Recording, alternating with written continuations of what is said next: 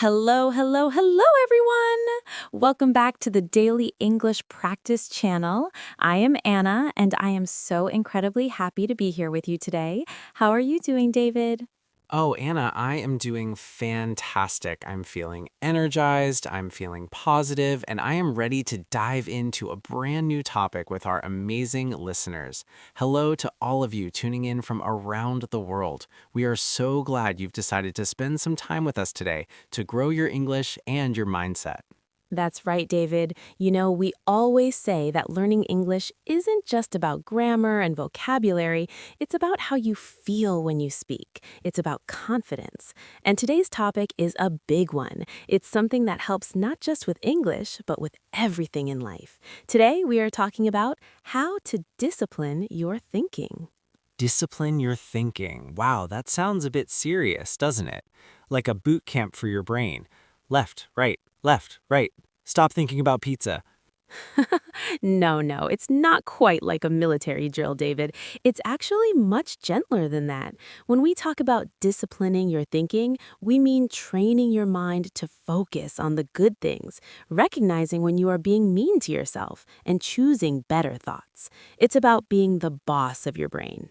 I love that, being the boss of your brain, because sometimes my brain feels like a messy room. Thoughts are flying everywhere, some are loud, some are annoying. It can be hard to focus. Exactly. And for our English learners, this is so important. How many times have you thought, my English is bad, or I will never learn this? Those are thoughts that need some discipline. Oh, I've been there. When I was learning Spanish, I used to tell myself, David, you sound like a toddler. It was so discouraging. But today, we're going to help our listeners change that inner voice. Yes, that's a great phrase to start with. Inner voice. Your inner voice is the conversation you have with yourself inside your head. Is your inner voice a friend or a bully? That's a deep question, Anna. I think for many of us, it can be a bit of a bully sometimes. So let's start with our first big tip for disciplining your thinking. Catch the thought. Catch the thought. I like that. It sounds like catching a ball. Can you explain what you mean? Sure, to catch a thought means to notice what you are thinking in the moment. Most of the time, we just think things without realizing it. We're on autopilot. Autopilot. That's a great word, like a plane that flies itself without a pilot touching the controls. We often think negative things on autopilot. Exactly. So step one is to wake up and notice. For example, let's say you are practicing English and you make a mistake with a verb. Your brain immediately says, I'm so stupid. Stop. Catch that thought. Literally say to yourself, wait, I just had a negative thought. That is so powerful. Just noticing it takes away its power. It's like turning on the light in a dark room. The scary monster is just a pile of clothes. Exactly. Let's do a little mini role play, Anna. Let's pretend you are an English student and you just failed a small practice quiz. Okay, I'm ready. Oh man, I got a 60% on the quiz. I'm just not built for languages. I should just give up. I'll never be fluent. Stop right there. Anna, catch the thought.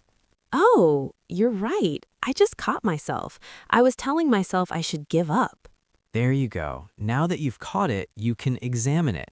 Is it true that you aren't built for languages? Well, no. I've learned thousands of words already. I'm just having a hard day. Precisely. That leads us to our second big concept, reframing. To reframe something, Anna, what does a frame do for a picture?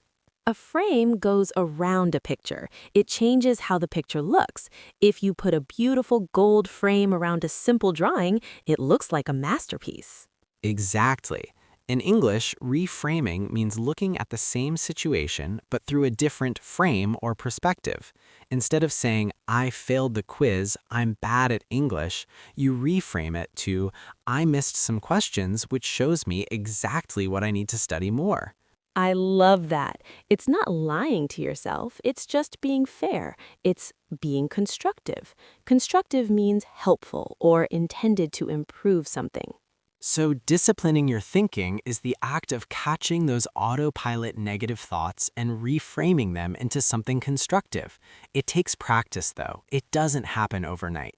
It doesn't happen overnight. That's another great idiom. It means it takes time. It's a process. You can't go to the gym once and have giant muscles, right? You have to go every day. Thinking is the same. It's a mental muscle. A mental muscle. I need to work on my positivity biceps, Anna. They're looking a little thin lately. Well, let's do some reps together. Let's look at some common negative thoughts our listeners might have and practice reframing them together. Listeners, try to think about how you would reframe these as we go. Okay, I'm ready. Here's a common one. I'm too old to learn a new language. My brain isn't as fast as it used to be. Ouch, that's a heavy one. Let's reframe it. How about, I have more life experience and discipline than a child. I might learn differently, but I have the maturity to stay focused and enjoy the process. I love that. It feels much more empowering. Empowering, that's a word that means making you feel strong and capable. Okay, David, your turn. Reframe this one. I sound silly when I speak because of my accent. Oh, that's a classic. Let's reframe it. My accent is a sign that I am brave enough to speak a second language. It's part of my identity, and as long as I am clear, I am communicating successfully. Beautiful, brave enough. That's so true. Speaking a new language is an act of bravery. It really is. Now, Anna, let's talk about a specific technique for disciplining the mind. It's called the yet technique. Have you heard of this? Oh, I love the power of yet. It's so simple, but it changes everything. It really does. Yet is a tiny word, Y-E-T, but it's like magic. If you say, I can't speak English fluently, it feels like a dead end. It feels like a wall. But if you add yet, I can't speak English fluently yet. suddenly there's a door in the wall. It implies that in the future you will. It's a promise to yourself. I use this for everything. I don't know how to cook this recipe yet. I don't understand this grammar rule yet. It's a way to keep your mind open to growth. It's part of having a growth mindset. A growth mindset. We talk about that a lot on this channel, don't we? It's the belief that your abilities aren't fixed. You can get better through effort. Disciplining your thinking is the main tool for building a growth mindset. You know, Anna, I think a big part of this is also being careful about what we feed our minds. We talk about a healthy diet for our bodies, kale, carrots, water, but what about a healthy diet for our thoughts? That is a great point, David. If you spend all day reading bad news or listening to people complain, your thoughts will naturally become negative. You are feeding your brain junk food. Exactly. To discipline your thinking, you have to be a gatekeeper. A gatekeeper is someone who guards a gate and decides who can come in and who stays out. You have to be the gatekeeper of your own mind. You decide which information gets to stay. So, listeners, here is a practical tip. Try to start your day with something positive. Before you check your emails or the news, listen to a positive podcast like this one, or read a few pages of a book that inspires you. Set the tone for your day. Set the tone. That means to establish a particular mood or atmosphere. If you start the morning with gratitude, it's much easier to discipline your thoughts when things get stressful at work later. Gratitude. That's another huge word. Gratitude is the quality of being thankful. It is actually impossible to feel truly grateful and truly angry at the same time. Try it. You're right. If I'm thinking, I'm so thankful for this delicious cup of coffee, it's hard to also think, I hate traffic. The gratitude pushes the negative thought out. It's like a positive takeover. Yes. Now, David, let's talk about a mistake people make when they try to discipline their thinking. Sometimes people are too hard on themselves. They get angry when they have a negative thought. Ugh, Anna, why are you thinking negatively again? Stop it. You're failing at being positive. Oh, I do that. I get angry at my anger. It's a cycle. We have to be careful. Disciplining your thinking should be done with compassion. Compassion means being kind and understanding toward yourself. So instead of being a mean boss, be a kind coach. A coach doesn't scream at an athlete for tripping. A coach says, it's okay, you tripped. Let's get up and try the step again. I love that imagery. Be a kind coach. Use phrases like, It's okay that I'm feeling stressed right now. It's a busy day. Let me take a deep breath and focus on one thing at a time. That sounds so much better. I can feel my heart rate going down just hearing you say that. Let's talk about another useful phrase for our listeners, to dwell on something. David, what does it mean to dwell? To dwell. Perfect. Now, David, I want to share a little story about how I used these tools recently. You know I've been trying to learn how to play the guitar, right? Oh, yes, I remember. How was the rock star Anna journey going? Well, it was rocky. A few weeks ago, I was practicing a very difficult chord, the F chord. It's famous for being hard for beginners. My fingers wouldn't move right, the sound was buzzy and terrible, and my inner voice started screaming. What was it saying? It was saying, Anna, your hands are too small. You have no musical talent. You are wasting your time. You should just stick to talking on the podcast. Wow, that's a mean inner voice. It was, but I remembered our topic. I caught the thought. I stopped playing, took a breath, and said, wait, my inner voice is being a bully. Good job. Step 1 complete. Then I used the yet technique. I said, I can't play the F chord yet. The magic word. Then I reframed it. I told myself, this chord is difficult for everyone who starts guitar. The fact that it's hard means my muscles are learning something new. Every buzzy note is a step toward a clear note. That is so empowering. How did you feel after that? I felt much calmer. I didn't become a master guitarist in 5 minutes, but I didn't quit. I practiced for 10 more minutes and I felt proud of myself for trying.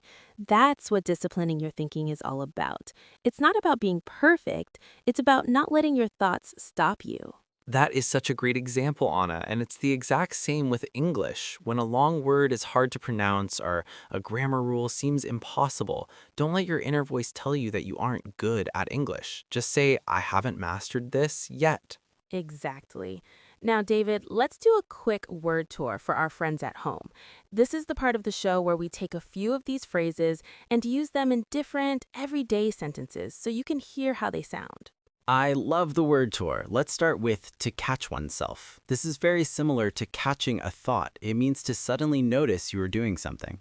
For example, I was about to complain about the rain, but I caught myself and remembered that the garden needs water. Or he started to speak in his native language during English class, but he caught himself and switched back to English. Great. Let's do to dwell on. Don't dwell on your mistakes during the interview. Focus on the questions they are asking you now. She spent the whole weekend dwelling on a mean comment someone left on her photo. We've all been there. Okay, how about reframe? I'm trying to reframe my long commute as me time, where I can listen to my favorite podcasts. Oh, that's a great one. I do that too. Instead of I'm stuck in traffic, it's I'm in my private listening room. Exactly. And one more, growth mindset. Having a growth mindset means you see challenges as opportunities to learn rather than reasons to give up. The teacher encouraged her students to have a growth mindset by praising their effort, not just their grades. These are such useful expressions, and listeners, don't worry if you can't remember them all right now. That's why we repeat them. Repetition is the key to learning. It really is.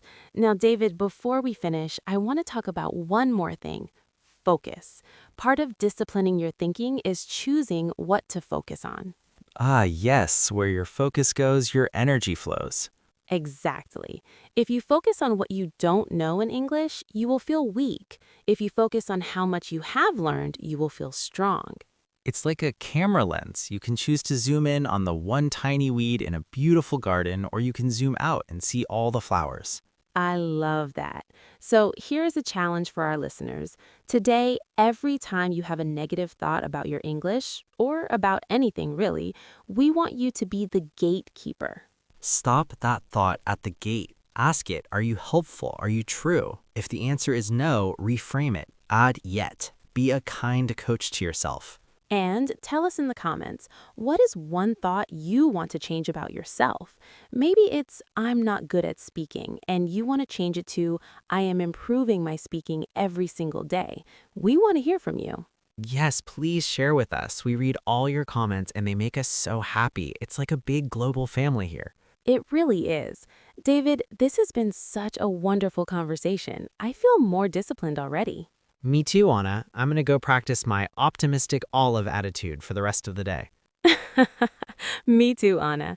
To all our listeners, thank you for being here. You are doing a great job. Learning a language is a journey, and we are so proud to be part of yours. Keep practicing, keep listening, and most importantly, keep being kind to your mind. You've got this. You really do. We'll see you in the next episode of the Daily English Practice Channel. Bye-bye, everyone. Goodbye. By the way, Anna, I forgot to say one thing. What's that, David?